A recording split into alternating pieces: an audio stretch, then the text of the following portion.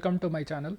So today we'll be solving the May 5th challenge of the LeetCode. So the challenge question is right to implement a stack using queue.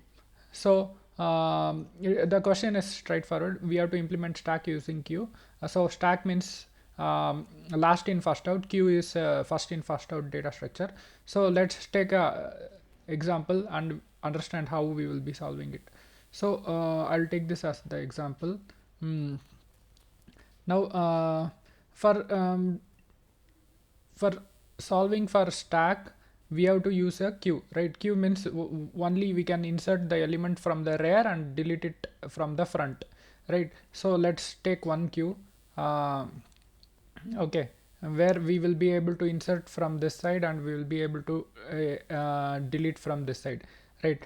Let's perform this operation. So but what we need is we need insertion from this side and output from this side itself. So that's what we'll be trying to achieve using this data structure. So let's take a stack. So for when we create this, we will initialize this queue with empty elements.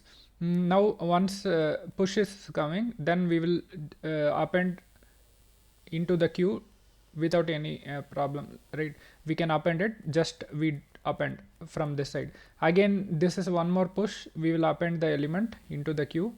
Now whenever a top or pop comes, then we have to our answer should be 2, right? But in this queue data structure, we can only remove the element from the front. We cannot remove this last element. So what we will do, we will get the length of the current queue. Length of the current queue is 2. 2 is the length, right? 1 and 2. Now we will run the for loop for 2 times. Okay, in each iteration we will remove one element from the queue, then we will store this in our result and we will append the same element into the queue. Okay, so one iteration finished. Now in the second iteration, again we remove the element from the queue, we store this in the result and we append the element back into the queue. Okay, 2 iterations finished. So we completed 2 iteration according to the n.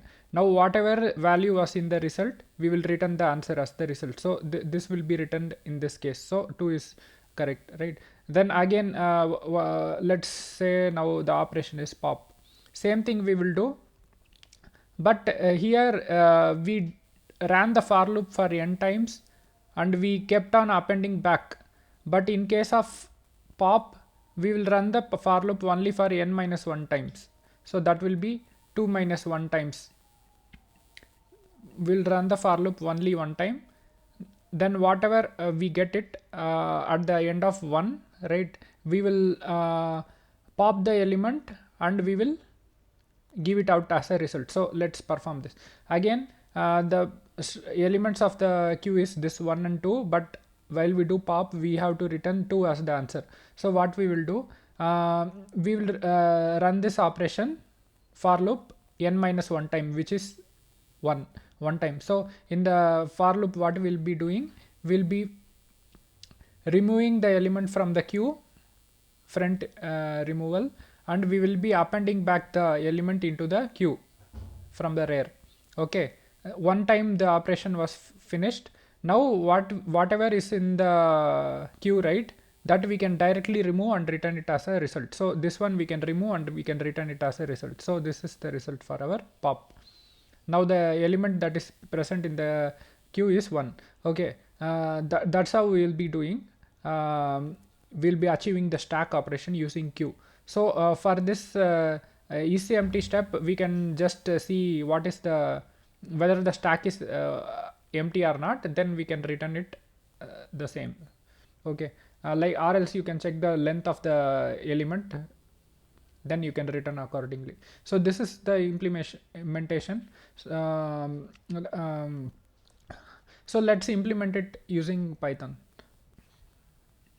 Okay, the question for this question I will use Python to solve. So first of all, I'll be importing the queue from the collections.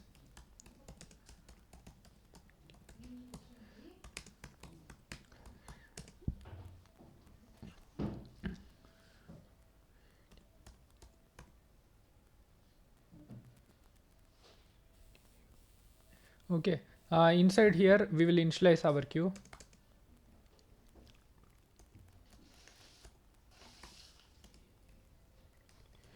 Okay, now in our init function also we will initialize the same queue.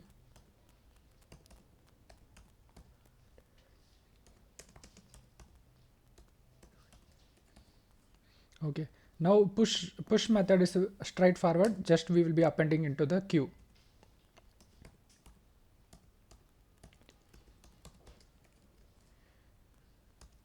Okay, and pop operation we have to pop the element which is in the end of the queue, not from the front. So what we will do, we will get the n so that we can do so many for loops. So we get the length of the queue, then we iterate n minus 1 times.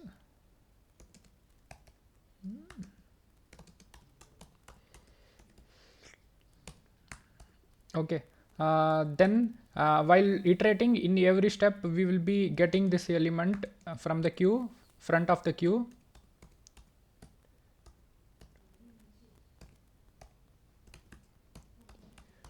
Okay, this will return pop the element from the left which is like a queue, then we will be appending it back.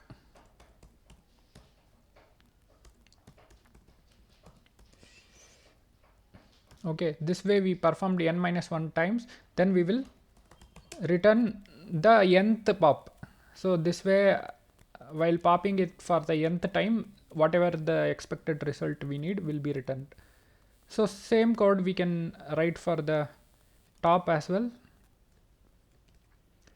but in this case what we will do, we will run the for loop for n times and we will return a result, right? Result, for storing the result we will keep one variable here, so we can use this same variable here. Okay, for checking whether the queue is empty or not, we can just return rn not queue. Okay, not self dot queue. If this is alone written, then if queue is full not empty, that time this will return true, but we need to check whether empty or empty. If it is empty only, we have to return true, so I'm adding this not in front of this. So let's check whether this runs fine or what. Okay, let me try to submit this solution.